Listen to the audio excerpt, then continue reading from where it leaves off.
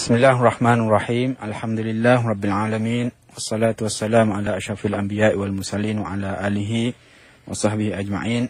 Yang saya hormati Ustaz Syafiq, penerbit rancangan Tafaqquh Fiddin, para pendengar Radio IKIM yang dihormati. Kita akan teruskan perbahasan kita tentang akidah sebagaimana yang dipaparkan oleh Imam Abu Hanifah dalam kitab Al-Fiqhul Akbar. Dalam pertemuan yang lalu, kita telah membaca atau membincangkan tentang ma'rifatullah, bagaimana kita mengenal Allah dengan sebenar-benar pengenalan, dan bagaimana kesan ataupun kedudukan ataupun impak pengenalan dan iman kepada Allah SWT itu kepada umat Islam, pada akhlak, pada kualiti diri dan sebagainya. Dalam teks yang seterusnya, Abu Hanifah menyebut, Wallahu ta'ala mutafaddilu ala ibadihi adilun. Allah SWT itu melebihkan dengan fadla, dengan kemuliaannya, dengan kelebihan, dengan kemuliaannya ke atas hamba-hambanya. Dan itu adalah suatu sikap, perbuatan, ketentuan yang adil bagi Allah SWT. Qad yu'ti minas sawabi ad'af ma yastawjibuhu al-abd tafaddulan minhu. Dia memberikan pahala yang berganda-ganda kepada hamba-hambanya yang berhak, tafaddulan minhu, sebagai suatu kelebihan, bonus daripada Allah SWT. Wa qad yu'aqibu 'ala dhanbi adlan minhu. Dan Allah SWT juga akan mengazabkan, akan membalasi segala dosa kemaksiatan yang dilakukan oleh hamba dengan azab, dengan balasan yang setimpal. Dan ini juga adalah suatu tindakan, ketentuan yang adil juga daripada Allah SWT. Wa qad ya'fu fadlan minhu, dan dia juga, Allah SWT juga boleh dan berhak untuk mengampunkan dosa tersebut. Dan jika itu ditentukan oleh Allah SWT, ia adalah suatu kelebihan daripada Allah SWT ke atas hambanya. Jadi teks ini menegaskan tentang hakikat bagaimana Allah SWT tidak melihat semua hambanya sebagai sama, sebagai setaraf. Setiap individu hamba ada tempat, ada kedudukan, ada penilaiannya di sisi Allah SWT. Kerana Allah SWT berhak menilai dan membezakan di antara hambanya berdasarkan apa yang mereka layak dan berdasarkan hak mutlak Allah SWT ke atas makhluknya. Maknanya Allah SWT berhak, mempunyai hak mutlak, mempunyai kebebasan yang mutlak untuk menilai hambanya, untuk mengurniakan kepada hambanya sebarang kurniaan, sebarang kelebihan, bahkan lebih daripada apa yang mereka layak pun Allah SWT berhak dan mampu melaksanakannya atau melakukannya. Kesemua ketentuan-ketentuan yang disebutkan tadi ini adalah suatu yang adil. Sebab kalau kita melihat dari dalam konteks ukuran manusia, biasanya kalau kita memberikan sesuatu tidak menyamai dengan usaha dan kelayakannya, kelayakan seseorang itu kita dilihat sebagai tidak adil. Khususnya kalau kurniaan itu berkurangan berbanding dengan kerja yang dilakukan. Dan jika diberikan lebih, itu pun mungkin dilihat sebagai tidak adil, kerana apa yang dia berhak terima hanyalah sekadar apa yang dilakukan, apa yang dilaksanakan itu. Ini berbeza dengan Allah SWT. Sebarang ketentuan, sebarang pemberian yang Allah kurniakan kepada hambanya, semuanya adalah adil. Kita tidak boleh menilai ketentuan Allah SWT itu dengan penilaian yang berasaskan kerangka ataupun standard manusia. Kerana kita kena ingat bahawa Allah SWT memiliki segala sesuatu, memiliki alam ini, memiliki keseluruhan makhluk ini secara mutlak. Dan apabila dia melakukan atau menentukan sesuatu, ketentuan, pembalasan, kelebihan dan sebagainya, itu adalah berasaskan miliknya yang mutlak terhadap alam dan makhluk ini. Kerana apa? Kalau kita menganggap atau menilai Allah SWT sebagai tidak adil hanya kerana perkiraan ataupun kaedah menimbang tara tadi secara yang tidak benar, maka seolah-olah kita menganggap ada sesuatu yang lebih agung daripada Allah SWT yang mampu menilai ataupun mampu menentukan sama ada Allah itu adil ataupun tidak. Dan ini sama sekali bersalahan, sebab selain daripada Allah, semuanya adalah makhluk, dan semua makhluk ini kedudukannya adalah hamba makhluk kepada Allah, dan dia tidak berhak untuk menghukum ataupun menilai apa yang Allah tentukan untuk mereka. Jadi ini menjelaskan bahawa manusia sebenarnya tidak sama berdasarkan apa yang kita bacakan tadi. Maknanya Allah SWT boleh melebihkan ke atas hambanya, dan jika dia melebihkan ke atas hambanya, itu adalah sesuatu yang adil, bukan sesuatu yang tidak adil. Tapi dan kita dah huraikan kenapa ataupun apakah hakikat di sebalik ketentuan tersebut. Namun di satu aspek yang lain, perlu ditegaskan bahawa di sini bahawa manusia itu sebenarnya tidak sama di sisi Allah SWT, dan hakikat ketidaksamaan ini perlu kita fahami, perlu umat Islam fahami apakah asas ketidaksamaan itu. Apabila kita memperkatakan bahawa setiap individu, setiap orang itu ada kedudukannya, ada statusnya di sisi Allah, apakah asasnya? Apakah asasnya kerana harta, kerana rupa, kerana pangkat keduniaan, kerana status tertentu di dunia ini, ataupun kedudukannya di sisi Allah merujuk kepada nilai-nilai ataupun neraca yang lain? Pastinya kedudukan manusia di sisi Allah tidak merujuk kepada harta, pangkat dan sebagainya. Sebab itu, sebagaimana yang disebut dalam banyak ayat-ayat dan hadis, menekankan bahawa kesemua itu adalah suatu fitnah kepada manusia. Jadi kita perlu tahu apakah yang menjadi neraca penilaian sebenar yang Allah gunakan ataupun yang ditetapkan oleh Allah SWT untuk menilai manusia. Dan ini kita boleh faham melalui penelitian terhadap Al-Quran dan hadis dan ajaran Islam, yang secara dasarnya kita boleh lihat elemen-elemen kerohanian, elemen-elemen keimanan, elemen-elemen ketakwaan, elemen-elemen keikhlasan.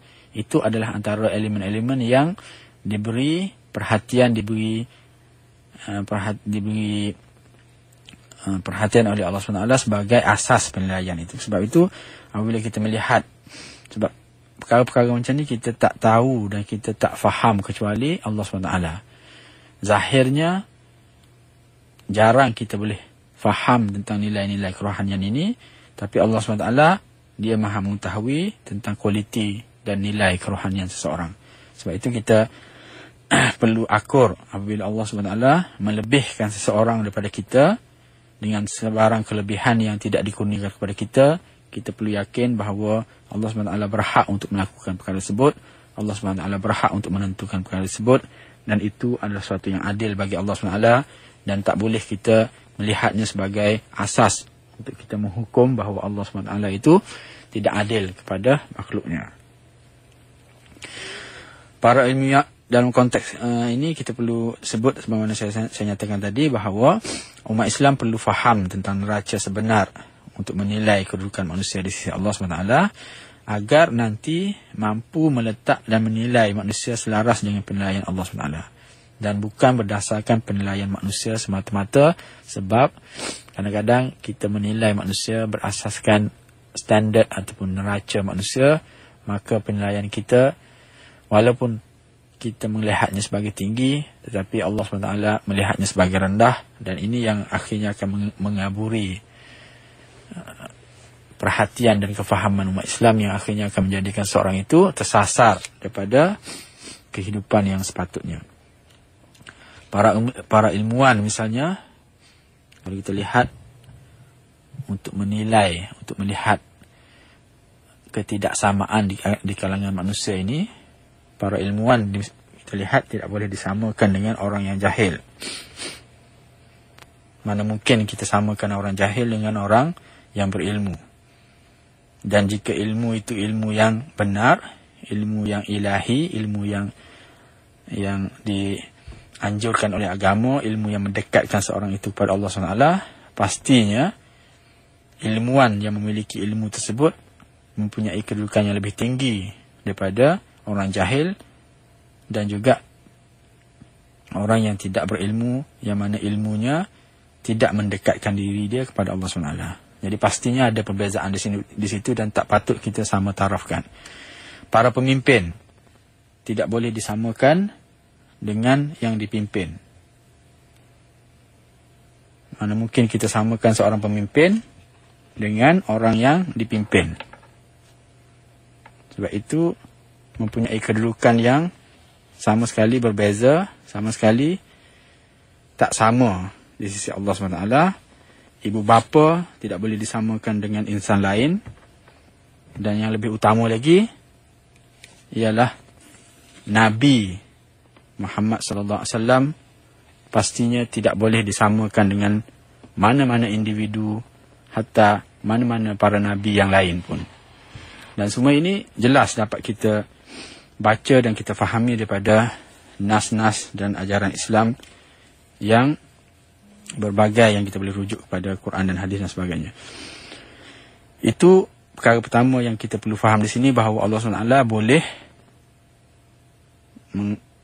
memuliakan seseorang berbanding dengan seorang lain, dan apabila dia memuliakan seorang dan tidak orang lain, tindakan dan ketentuan itu adalah sesuatu yang adil bagi Allah SWT, dan pastinya ketentuan dan tindakan itu berasaskan suatu neraca yang syar'i, neraca yang diajar oleh Allah SWT sendiri dalam agama. Dan di satu aspek, pada tahap kemanusiaan atau pada aspek kemanusiaan, kita perlu jelas, kita perlu faham di sini bahawa manusia itu sebenarnya tidak sama, tidak boleh disamatarakan, tak boleh disamatarafkan di antara satu sama lain, antara ilmuwan dengan orang jahil, antara pemimpin yang dipimpin, antara ibu bapa dan insan-insan lain, dan khususnya antara Nabi dengan makhluk-makhluk manusia yang lain.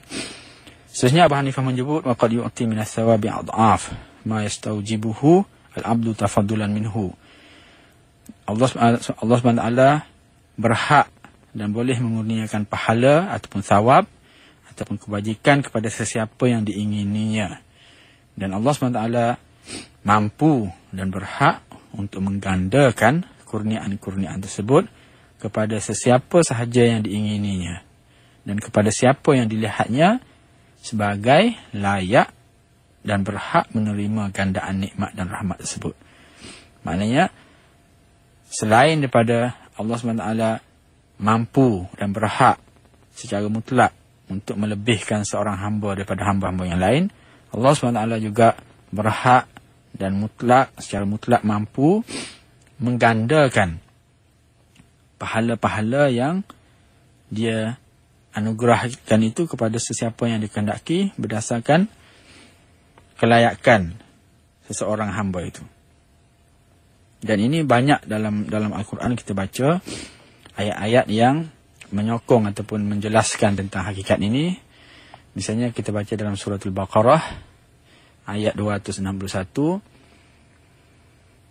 wallahu yudha'ifu liman yasha'. Allah SWT itu menggandakan darjat-darjat kepada sesiapa yang dia kehendaki, pahala-pahala kepada sesiapa yang dia kehendaki. Dalam ayat lain kita baca man jaa'a bil hasanati falahu 'asyru amsalihha wa man jaa'a bis sayyi'ati fala yujza illa mithlaha wa hum la yuzlamun. Di sini jelas secara langsung disebut sesiapa yang melakukan kebaikan, maka Allah SWT akan membalas 10 gandaan seumpamanya. Gandaan 10 kebajikan seumpamanya. Dan sesiapa yang melaksanakan sayyi'ah, keburukan, Allah SWT tidak membalasinya, tidak akan mengazab mereka, melainkan sekadar yang mereka lakukan. Wahum la yuzlamun, dan mereka sekali-kali tidak akan dizalimi. Iaitu tidak akan dizalimi dengan menambahkan azab yang melebihi daripada apa yang mereka lakukan, ataupun mengurangkan pahala daripada apa yang mereka telah capai ataupun laksanakan. Wa yaghfiru ma duna dzalika liman yasha. Bila Allah menyebut, Allah Subhanahu wa taala boleh mengampunkan dosa, ini yang kita akan baca kemudian nanti, sesiapa yang melakukan dosa, Allah mampu untuk mengampunkan dosa mereka selain daripada mereka melakukan syirik. Jadi ayat-ayat ini secara jelas menegaskan bahawa Allah SWT memang dalam keadaan tertentu, untuk golongan tertentu yang Allah pilih, Allah akan menggandakan kebajikan dan kelebihan pahala daripadanya. Namun, bila mereka melakukan keburukan ataupun maksiatan, Allah tidak akan mengurniakan melainkan, atau Allah tidak akan mengazabkannya melainkan sekadar apa yang mereka lakukan. Dan ini adalah rahmat daripada Allah SWT. Kerana kalau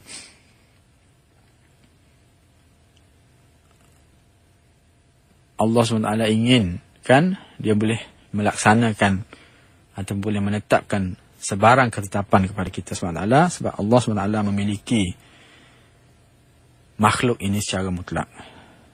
Jadi semua kurniaan-kurniaan dan pilihan yang Allah pilih, sesiapa yang dipilih oleh Allah SWT itu, kita tak boleh nak pertikaikan kenapa dia pilih orang tu, kenapa tidak pilih orang ni. Sebab Allah SWT mempunyai kemutlakan, mempunyai ketetapan, kebebasan yang mutlak untuk menetap, memilih sesiapa yang berhak.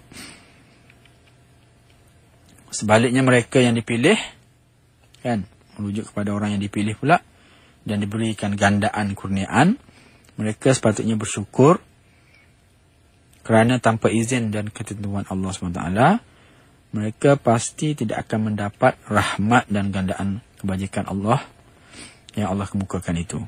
Jadi ini kalau kita merujuk kepada kenikmatan yang kita terima selama kita hidup di dunia. Manakala di akhirat nanti, jika itu berlaku, itu adalah suatu kelebihan yang Allah kurniakan kepada kita. Jadi golongan yang merasai bahawa mereka diberi rahmat dan kenikmatan yang berganda, yang bahkan jika diukur dengan apa yang mereka lakukan jauh melebihi daripada usaha yang mereka kerjakan, sepatutnya mereka bersyukur tentang perkara itu, sebab seolah-olah Allah telah memilih mereka untuk dikurniakan kelebihan-kelebihan yang banyak tersebut. Tapi dalam masa sama, golongan yang lain, golongan yang merasakan dia tidak dirahmati dengan gandaan ataupun kurniaan-kurniaan yang diberikan kepada seseorang yang lain, mereka juga tidak sepatutnya kecewa. Mereka juga tidak sepatutnya kecewa. Bahkan mereka juga wajib bersyukur kerana sebarang kenikmatan, sebarang kekurniaan yang Allah kurniakan kepada manusia, pada hakikatnya adalah bukan hak mereka pun. Ia adalah suatu kelebihan, suatu fadlun minallah secara mutlak. Maknanya kalau kita melihat orang menerima kelebihan-kelebihan tertentu melebihi daripada apa yang kita nampak mereka layak menerimanya, kita kena golongan tersebut perlu bersyukur kerana mereka dipilih.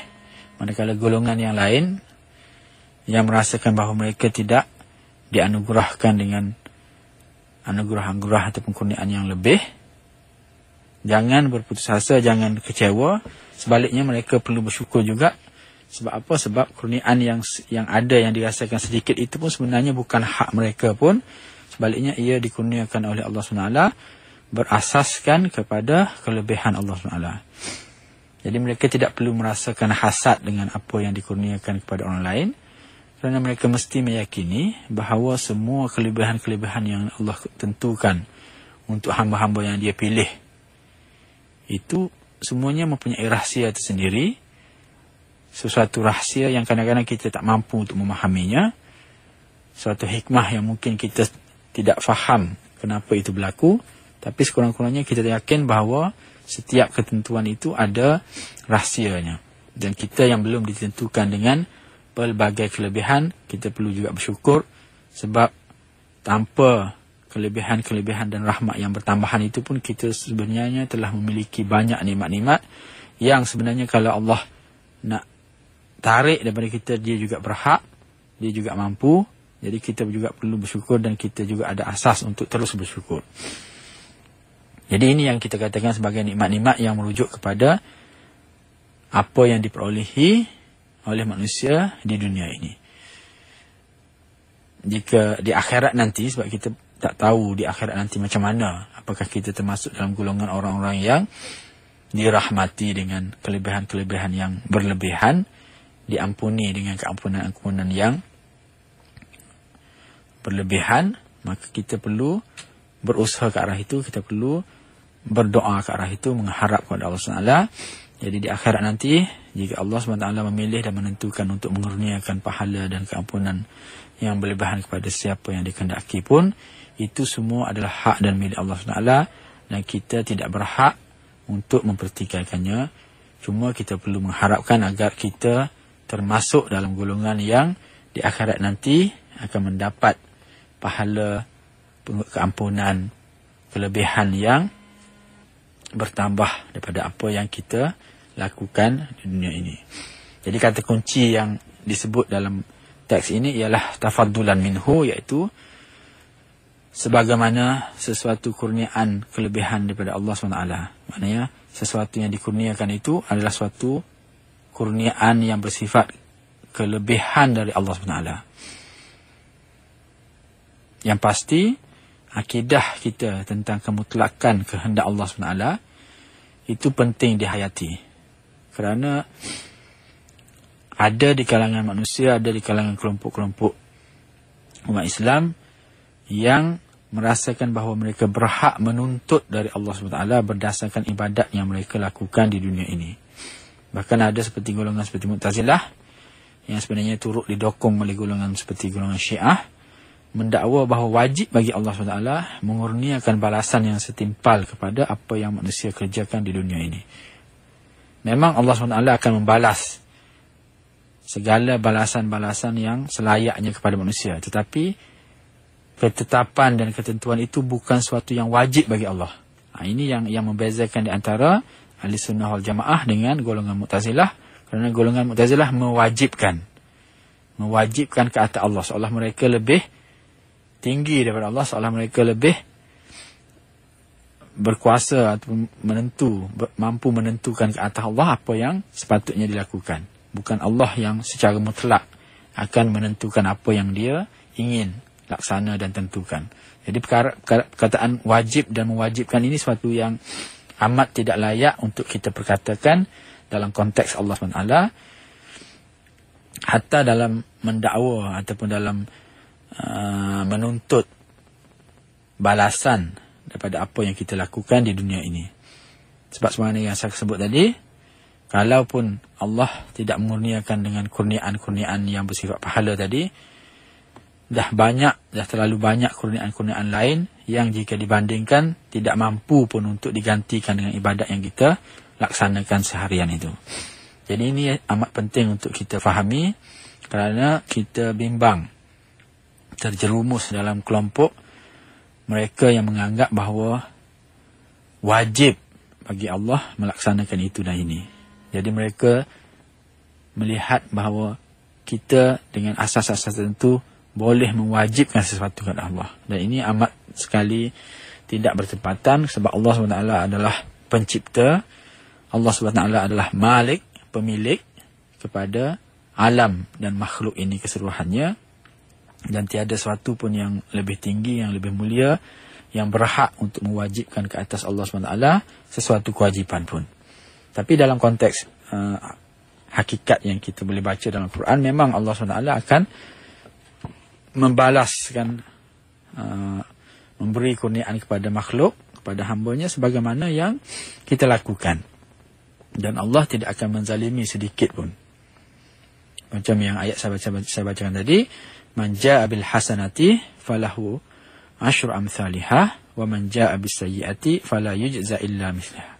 Kan, sesiapa yang mendatangkan melakukan kebaikan, nescaya maka Allah akan membalaskan kepadanya 10 kali ganda daripada kebajikan yang dia lakukan. Dan sebaliknya, sesiapa yang melakukan keburukan, maka Allah tidak akan membalas keburukan tersebut, melainkan sekadar ataupun sebagaimana keburukan yang mereka lakukan. Wahum la yuzlamun, mereka sekali-kali tidak akan dizalimi. Tidak akan dizalimi dengan balasan-balasan yang tidak mereka berhak ke atasnya. Jadi, aspek itu kita tak perlu bimbang sebab Allah SWT Maha Adil, dan kita juga tidak perlu mewajibkan sesuatu kata Allah, kerana itu menyalahi kedudukan, hakikat dan hubungan kita dengan Allah SWT, sebab kita adalah makhluk dan Allah SWT adalah Khalik, pencipta.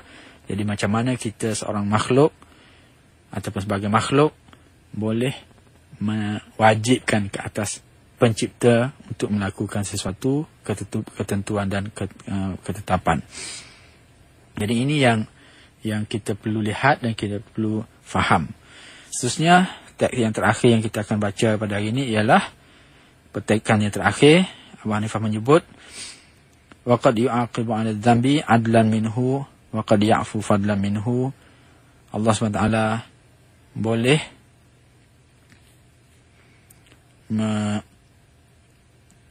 mengurniakan ataupun memberi balasan ke atas dosa-dosa yang dilakukan oleh hamba, dan itu adalah sesuatu yang adil baginya. Sebagaimana juga Allah SWT berhak untuk mengampunkan dosa tersebut walaupun dia tak bertaubat. Kan? Jadi dalam teks ini juga Abu Hanifah secara jelas menolak dakwaan golongan Mu'tazilah tadi, yang bahkan beliau menegaskan berdasarkan teks ini bahawa dalam keadaan di mana seorang hamba itu melakukan dosa dan maksiat kepada Allah SWT dan dia meninggal dunia tanpa sempat bertaubat, maka Allah SWT boleh mengazab mereka dengan azab yang setimpal dengan dosa yang dilakukannya.